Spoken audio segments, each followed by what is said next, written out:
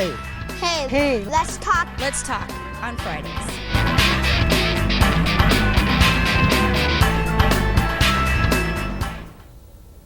Hello, and thank you for joining us for Hey, Let's Talk on Fridays.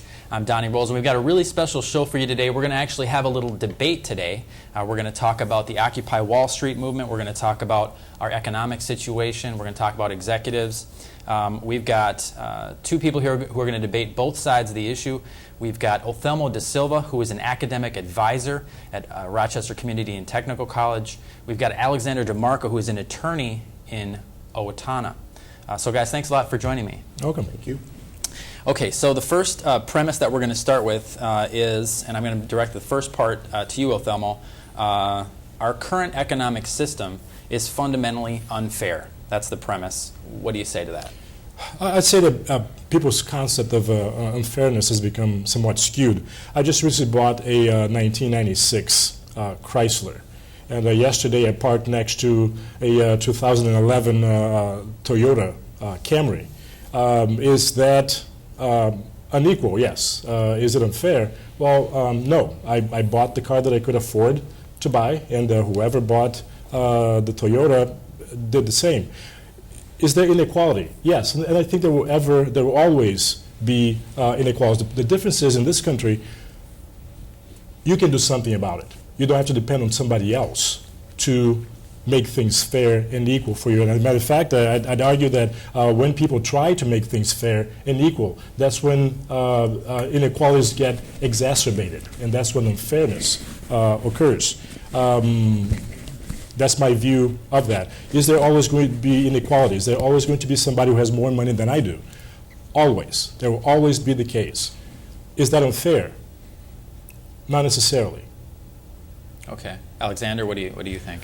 Well, I think when we're talking about is it fundamentally unfair, when we're looking at the definition of economics, which is the distribution of resources throughout a society, you look at other societies. Certainly, we've got a leg up on a lot of other societies in the world, and there are great success stories in America. People still continue to come here for that because you can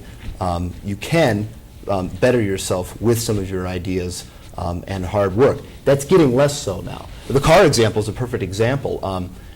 Back in the 1960s and 1970s, in the 1970s, you could buy like a brand new Pontiac Trans Am for about $6,000, and you could bartend and you could work, save up for a year, even as a young college student or something, and buy a car.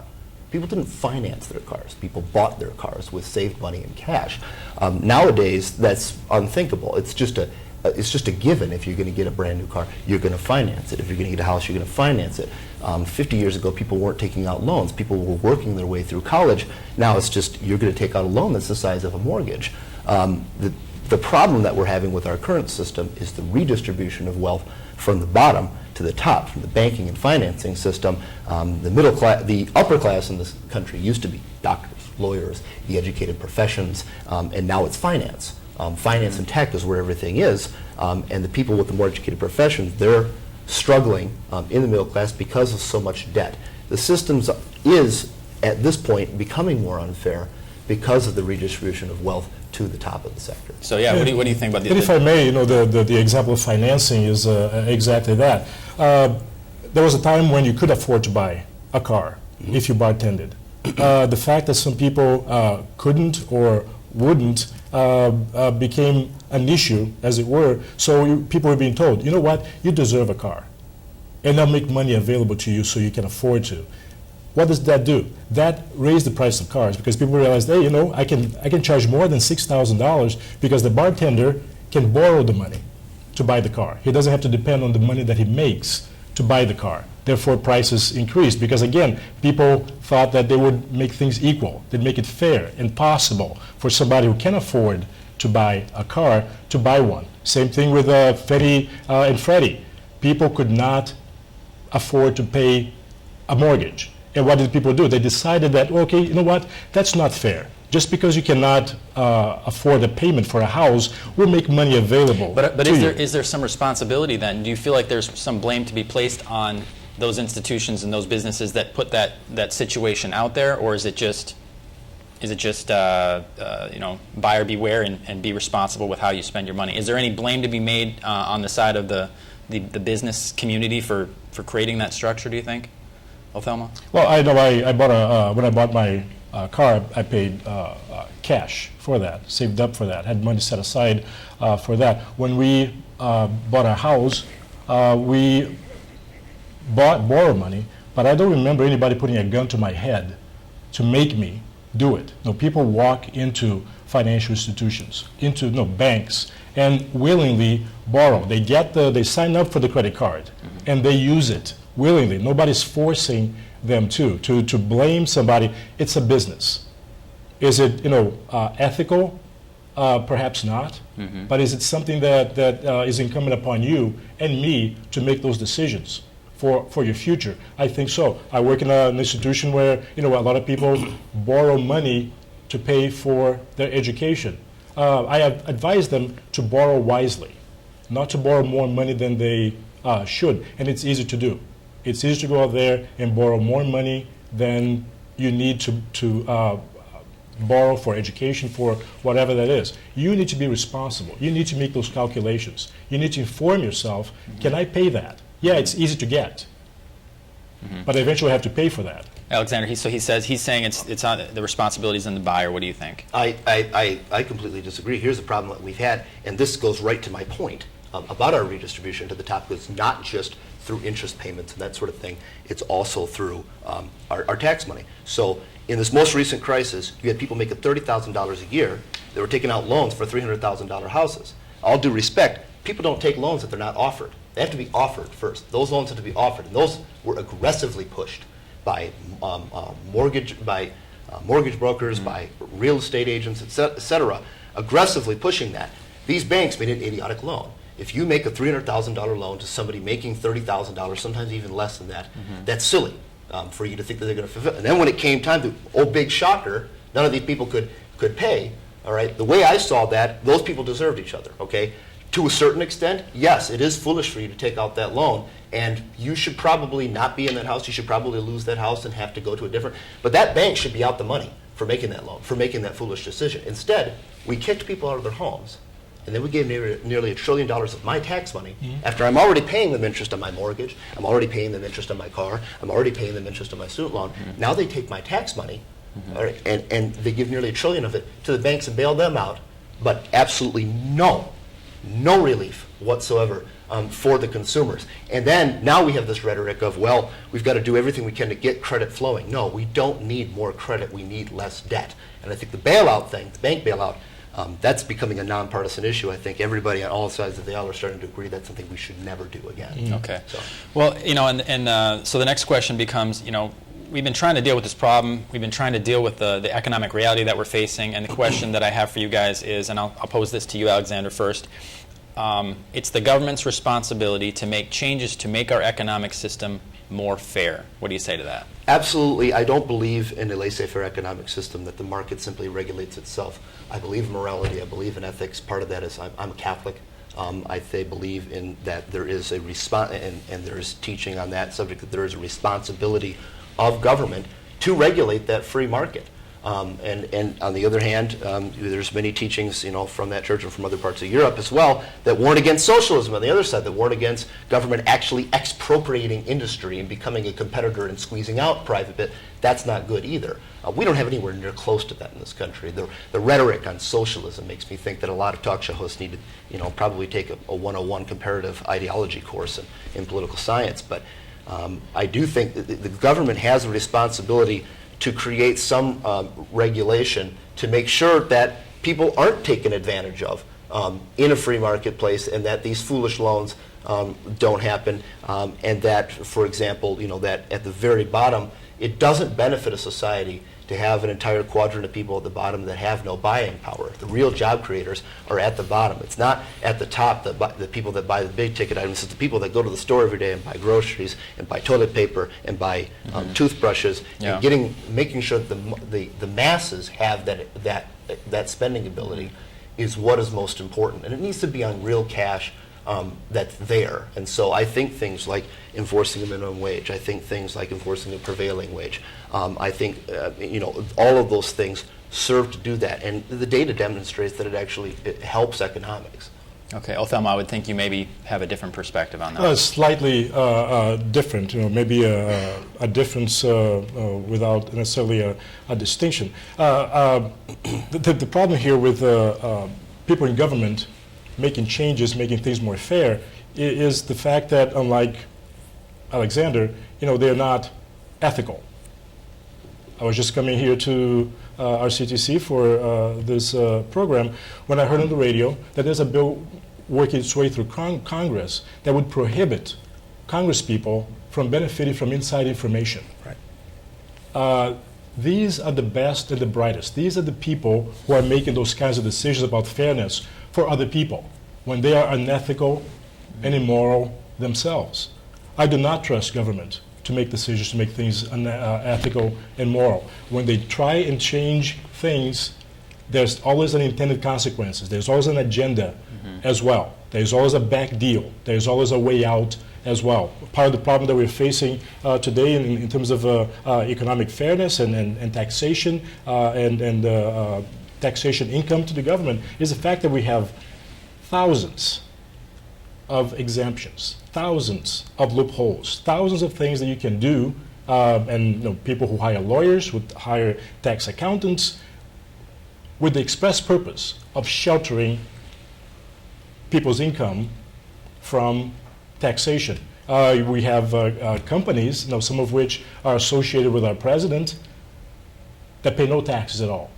$4 billion in revenues. Well, those companies and are associated. Those companies are tax. associated with politicians of all. Well, but right? I mean, it just so happens that this one happens to be, Okay. the one that I'm talking about. And the president, CEO of the company, very much involved in the administration in terms of creating jobs. When he recently himself sent jobs overseas. It's interesting So because there's a lot of hypocrisy Yeah. going on here in terms of fairness. I do not believe in the idea that these people in government who make those kinds of decisions really care about people, care about equality, and wants to make things fair. So we've because got- of their ethical problems. Yeah. They have no moral authority Sure. to dictate what is fair. So to you you and me. got the problem where the business side has been egregious in what they've been doing in terms of putting things out there that are too risky and that have led to problems for average people and problems for the economy. And you have the government that you're saying that you don't trust. The two of you actually have a lot to agree on this point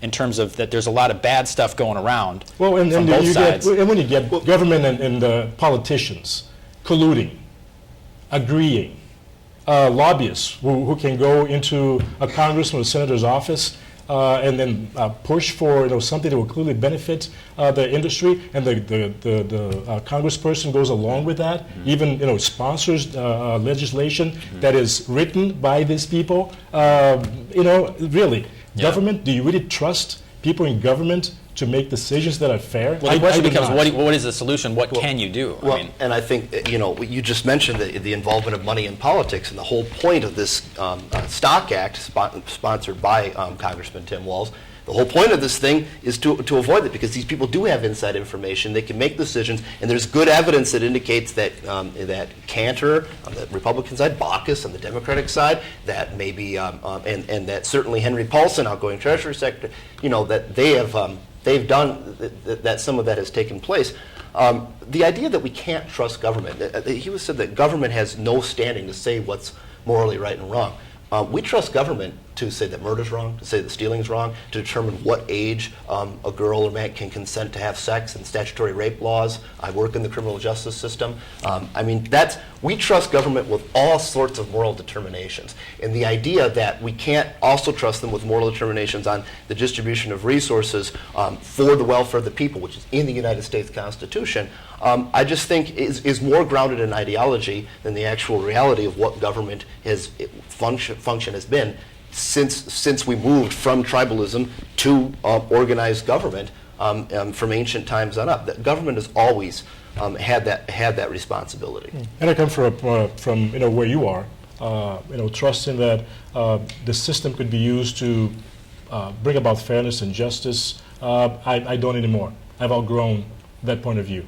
They have finally, after many years of me trusting that they could do it, But they've disappointed me to the point where I do not. But the thing I is, do what not do you trust what do them you anymore. what do you do in that point? Because I mean, you as a member of the society and as a person who is represented by these people that make up our government, whether it's local or federal, what do you do then, Othelmo? I mean, what is your solution in terms of how do you affect change, or how do you organize some way of making things better if you You don't? limit their power. You limit their power. They have too much power. That's the issue here. They have too much power to determine what you do in your life, from your ability to talk on the phone if you are driving. There's Yeah. there's federal regulation Yeah. coming down the pipe now, and it's going to happen next year. They're going to propose legislation on a federal level that says that you cannot talk on the phone while driving your car. Well, a lot of people would say that not texting while you're driving is a smart thing because it's distracting and puts other people at risk. Is it the job of the government to dictate what that is, or if something happens, shouldn't people suffer the consequences of that? If I may, I mean, me and Thelma might agree on that point. I think that on a federalist issue, that's a state issue. I don't think it's a federal government Absolutely. issue, my personal opinion. But we said that with the drinking and driving limit, and of course they did that by bribing us with highway funding. But going back to what you said about we can't trust government and no faith in politicians, and they have too much. And what we can do to effectuate change is lessen the power of government. I'm about empowering you, individuals. And I can effectuate government. That's what I can do. I can effectuate webs with government. I don't elect CEOs of Wall Street. I do not hold enough shares to really have any kind of meaningful impact on what's happening up there. I have much more impact on my government. And unlike Wall Street, it's got nothing but a profit motive in it, and aside from the inside trading of things, these people have, fixed incomes, fixed salaries of six figures. They're not millionaires. Some of them are independent millionaires because they're a business, but I think that's a really important distinction. I think government, I honestly do, I think government's motives are more service-oriented than major corporations. And I'm leaving out of that small businesses and stuff because that's a different area. Okay. The next point we're going to talk about is the Occupy Wall Street movement, and the premise is, here's the premise: the Occupy Wall Street movement lacks focus. It's made up of angry people who do not know what they want.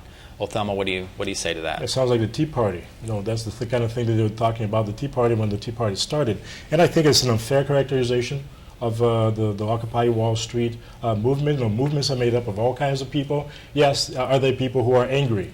Yes, there are. You've probably seen the pictures of people who also defecate on police cars. Rapes in Occupy Wall Street camps. Is that what Occupy Wall Street is all about? No.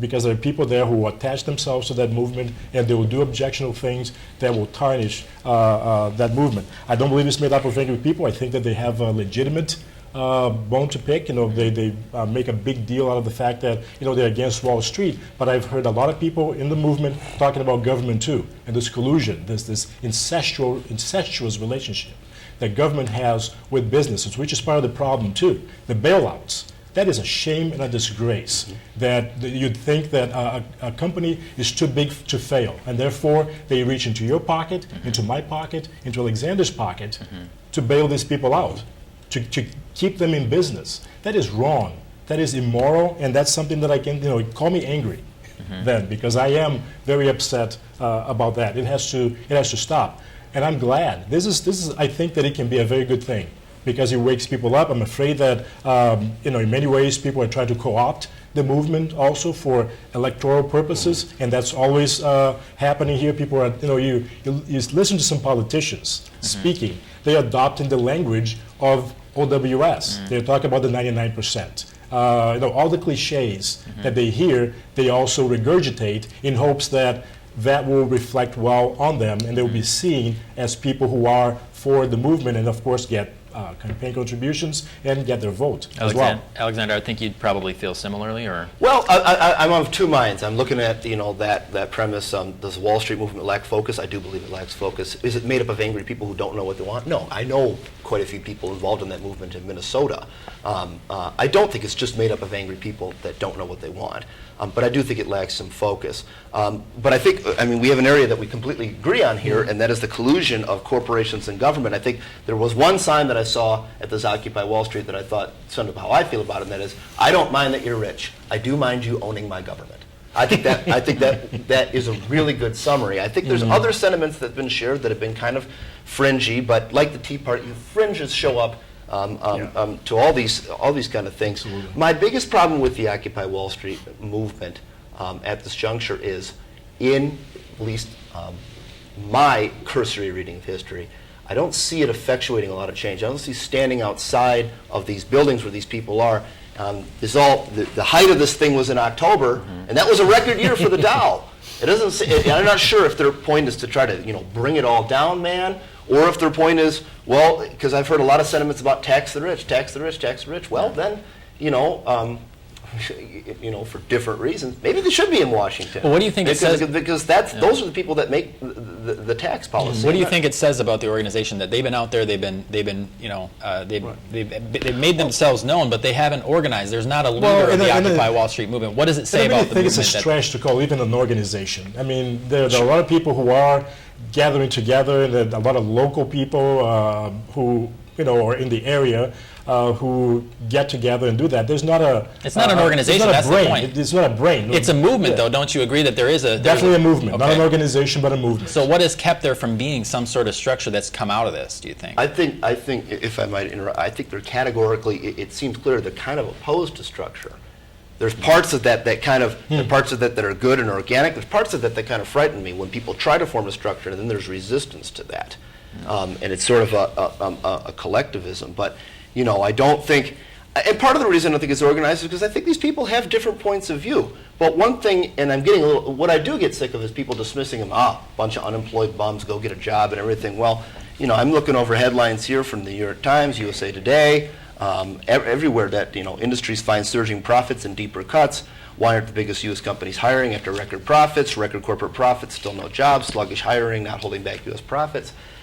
That's the biggest thing, is that these people have made some record profits. Even since we're coming out of this recession, just the last couple of years, have made some record profits, and they're not using it to hire anybody. They're using it to take golf trips to Aruba. So when the unemployed show up at their door shouting at them, I don't think that they should be surprised. That being said, again, I wonder how long. I don't know how much difference it's going to make. I know there's been some isolated stories of people occupying houses where people are going to get kicked out, and that going by the wayside, and that's a great thing. You mentioned and this is something that's been in the news a lot lately about how companies are doing well, but they're not hiring. Do you think that there's an ethical responsibility? And I have a feeling you're going to have a big opinion on this. Do you think there's an ethical responsibility for American companies to a philosophy of we're going to give something back in the form of we are going to forego some profits to put resources toward hiring American workers? Do you think is there any ethical responsibility there, or do you feel like that would make them less competitive and it's not functional? It's not a matter of competitiveness or functionality. It doesn't make sense. You know what our problem is in this country? We are extremely productive. The American worker is extremely productive. You can get a lot of work out of fewer people than you used to. And especially nowadays, where jobs are scarce, the people who have jobs, they perform because they don't want to be unemployed as well. Occupy Wall Street in New York, people were just chanting, "Give us jobs, give us jobs." Well, give us jobs to do what? I could hire, if I had money, I could hire to do what? Sit in an office doing absolutely nothing if there's not work to be done, or if the work is being done by people. And if you're getting work done, and you have with the workforce that you have, and you have excess profits, and you don't need people to work, why would you? It doesn't make any sense. If you want to donate your money to a charity or create a nonprofit to just distribute cash to people who come to the door, it's one thing. But creating jobs where there's no need for the work is a little nonsensical to me. I take a bit different tact. I don't think that they have some ethical responsibility to hire. Here's what I believe. I think that government needs money to do things. And we can either continue to try to expand the tax base, like it's going to happen if this payroll tax holiday expires, and get it from people where the wealth isn't. Okay, it's not about punishing job makers are punishing wealth.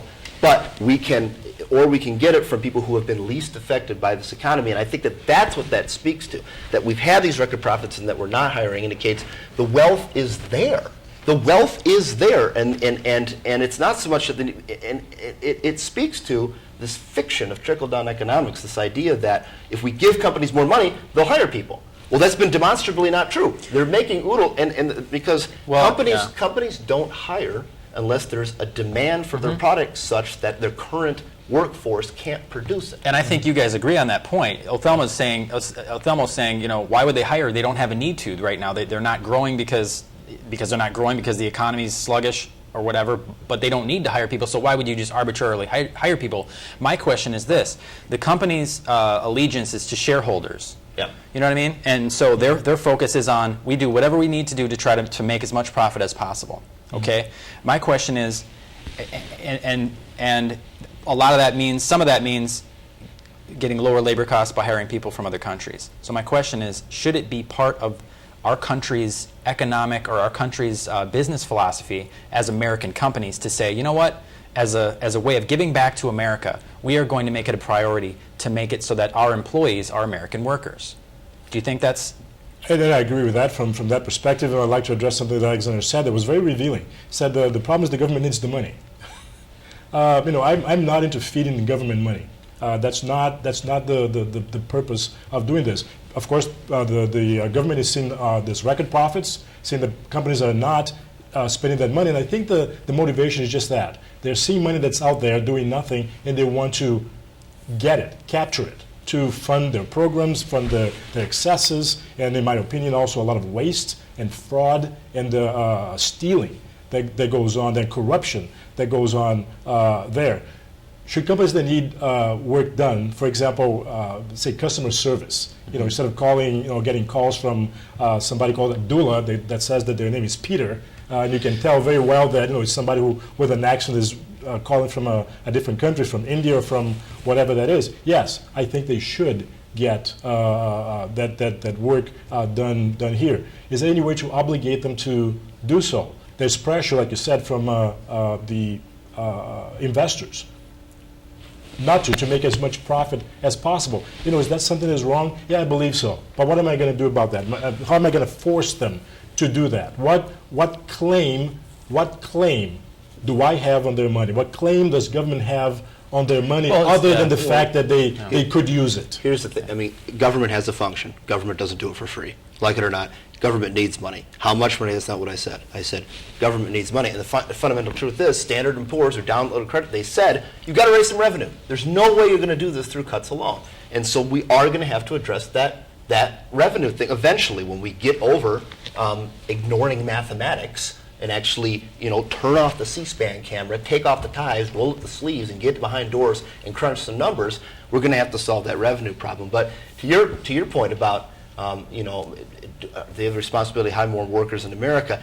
Part of the problem with the shareholder model is fundamentally anti-capitalist. I think it's anti-capitalist because what it does is it separates ownership from management. Now ownership could be some pimply-faced kid in California who gets an IRA for his birthday. Well, suddenly he's a shareholder in a corporation. He has a motivation to say that there's as much profit as possible and that this company just sells as much wrenches as possible, not that it's a quality wrench. Because people are continuing to go to Ace Hardware and buy these Chinese wrenches and that kind of thing, whereas if you paid a little more for the Irwin tools, Union made in Ohio, those are going to last longer. The homeowner have experience. They've broken a lot of tools. I think that's another big part of the problem is that we're in this idea that we have to be competitive with China, and that includes wages. Well, the average Chinese wage is $1.08 an hour, and that's where we're going to. We're saying, we're getting this line from the GOP that you need to expect less. The unions are the problem. You wanting to get paid is the problem. You need to expect less. We need to compete with China, which is a communist dictatorship, I might add. Okay? We need to compete with China, and I'm thinking, compete with China. You're saying that we need to get paid less. That is the GOP solution right now. Is everybody gets paid less? That's how we up employment. And I say that we're getting mediocrity not only from the GOP, but we're also getting mediocrity from the White House, where we're being told that pretty soon things are going to be really well because unemployment is going to go down to 8%. That's mediocre to me. That's unacceptable to me. That's a new low as far as I'm concerned, that 8% would be the 8% unemployment would be the new normal. There are between 13.9 and 15 million chronically unemployed people in this country. Turn around and tell them that that's what you're supposed to be expecting for the rest of your life. You're not going to have a job, essentially. Is that ethical? I don't think so. Okay. Well, thank you guys. It was interesting to find out that you guys had a lot of common ground that crosses over here, and I think it plays to how complicated this situation is and how many layers there are to it and levels. So thank you guys for coming out, and thank you for joining us for this episode of Hey, Let's Talk on Fridays. Have a good weekend, and we'll see you next time.